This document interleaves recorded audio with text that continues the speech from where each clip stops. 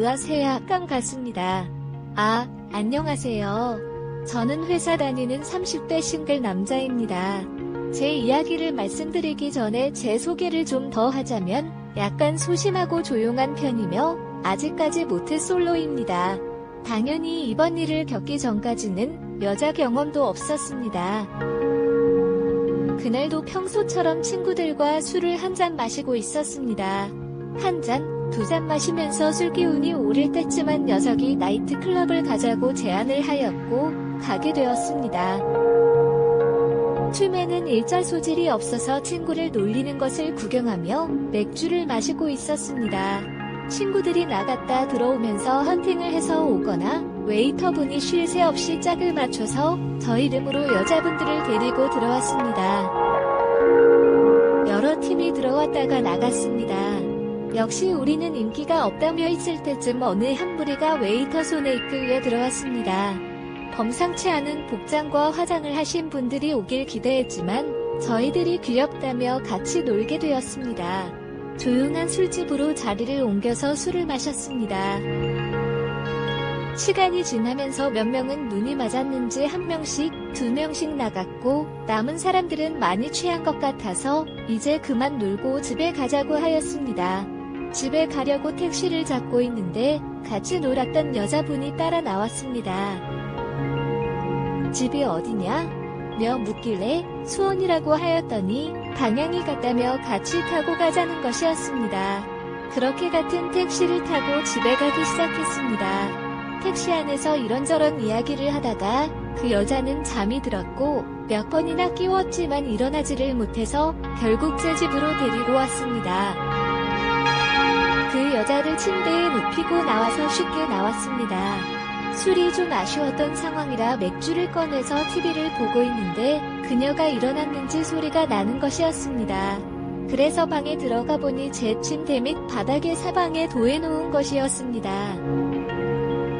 그러면서 답답하다며 옷도 벗어 던져놓고 난장판이 되어 있었습니다. 오해를 받을 것 같아서 일단 상황을 동영상으로 찍어놓고 치우기 시작했습니다.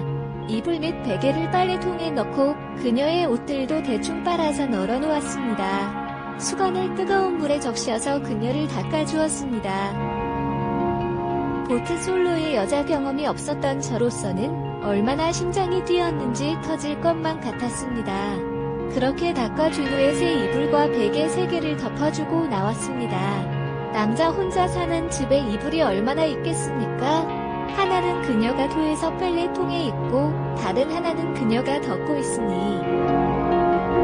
거실에서 장발을 덮고 TV를 보다가 잠들었습니다. 새벽에 깨어보니 그녀가 와서 깨웠습니다. 대충 상황을 파악한 후 미안하다며 얼른 침대로 가서 자라고 있습니다. 괜찮다고 편하게 자라고 하였지만 집주인에 대한 신뢰를 고려하여 같이 자도 괜찮으니 침대로 가자고 했습니다.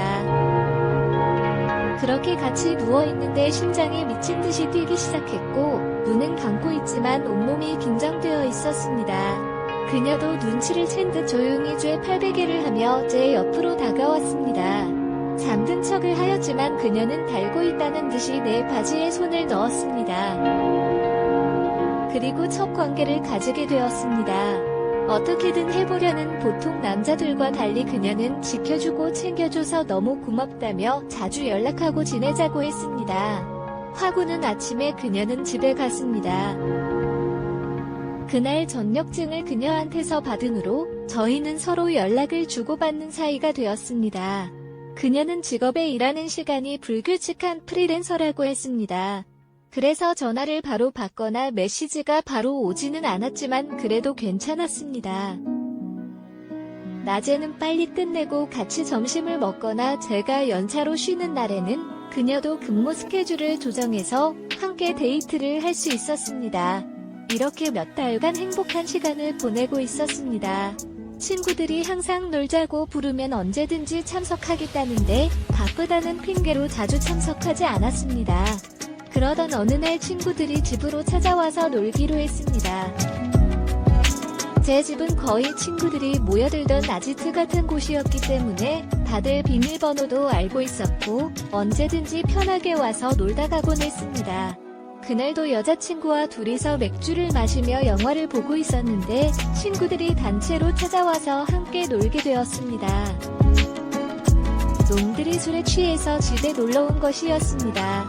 비밀번호를 누르고 그냥 막무가내로 들어왔습니다. 여자친구는 놀래서 방으로 들어갔고 저는 친구들에게 여자친구랑 있으니 다음에 놀러 오라고 말을 하였지만 거짓말하지 말라며 사온 안주와 술을 꺼내놓기 시작했습니다. 결국 시간이 좀 지나서 여자친구가 나왔고 그제서야 친구들은 제 말을 믿기 시작했습니다. 그렇게 제 친구들과 여자친구와 함께 술자리는 시작되었습니다. 모태솔로였던 저의 첫 여자친구라 보니 모든 대화와 관심은 여자친구에게 집중되었습니다. 왠지 모르게 기분이 좋았습니다. 그렇게 놀고 있는데 한 녀석이 있다가 다른 녀석도 올 거라는 것이었습니다. 1학년 때 반장으로 결혼한 유부남이었는데 전학을 가서 쭉 연락이 안 되다가 최근 들어 연락이 되기 시작한 친구입니다. 그림 녀석 와이프가 처갓집에 들렀다가 시간이 된다고 집에 들렸습니다. 다들 거의 10년 만에 보는 거니까 기다리고 있었습니다. 한창 제 여자친구 이야기로 분위기가 올라가 있을 때 결혼한 유부남 친구가 도착했습니다. 친구 녀석들이 문을 열어주었고 다들 일어나서 반갑게 맞이하고 있는 순간 여자친구가 급하게 제 방으로 도망갔습니다. 그러고서는 제 폰으로 문자를 보냈습니다. 친구들이 이제 보내면 안 되냐고 너무 힘들다고 둘이서 쉬었으면 좋겠다고 보낸 것이었습니다. 10년 만에 보낸 친구가 왔는데 오자마자 보내는 것은 좀 그런 것 같다고 조금만 놀고 보내겠다고 하였습니다.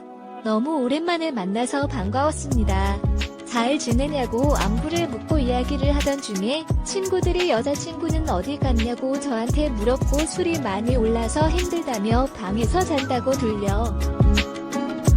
들었습니다. 그러면서 다시 제 여자친구 이야기가 나왔고 친구들이 아까 같이 찍은 사진을 유부남 친구에게 보여주었습니다.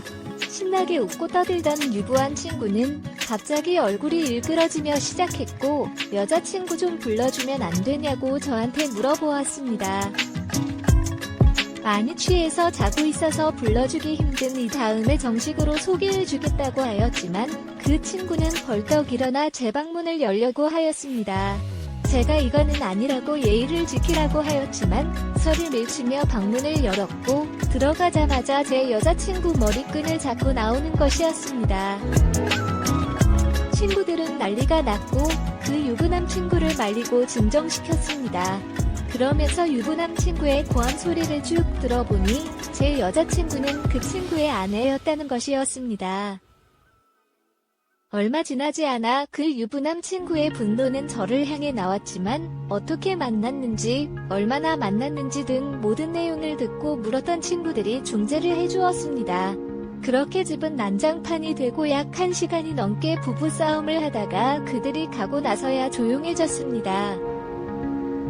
친구들이 제 눈치를 보며 적당히 치우고는 다들 갔습니다. 혼자 앉아서 남은 술을 마시는데 무슨 꿈을 꾸는 것 같았습니다. 며칠이 지나고 나서 그 유부남 친구에게 빈정거리지 않고 사과를 했다는 연락이 왔습니다. 저도 정말 몰랐다고 사과를 하였지만 이혼하기로 했다며 이제 괜찮다고 하였습니다. 10년 만에 보는 자리인데 자기 때문에 분위기를 망쳐서 미안하다는 것이었습니다. 제가 사과를 하는 게 맞는 건지 닦는 게 맞는 건지 애매한 상황이었습니다. 정말 더 애매한 것은 여자친구에게서도 연락이 왔습니다. 자기 요즘 거라며 이제 정말 당당하고 떳떳하게 만날 수 있는데 제가 용서만 해준다면 다시 잘 해보고 싶다고 하였습니다. 저도 배신감을 익혔지만 션년에 없고 진심으로 정말 많이 좋아했기에 마음이 흔들리는 것은 사실입니다. 하지만 여자친구와 다시 교제를 하고 나중에 만약 결혼을 하게 된다면 친구들에게는 어떻게 이야기를 해야 할지도 난감합니다. 그리고 저는 이 온유라는 과거는 이해할 수 있지만 제 주변 가족들이 온실이른 과거 제 친구의 아내였다는 과거를 알게 된다면 이해해 줄 수 있을지도 의문입니다. 이 만남을 어떻게 해야 할까요? 각각 한 마음의 사연을 보내봅니다. 끝까지 마약 판매 놔주세요. 알린 사장 갖고 꿈은 봐줄래 야.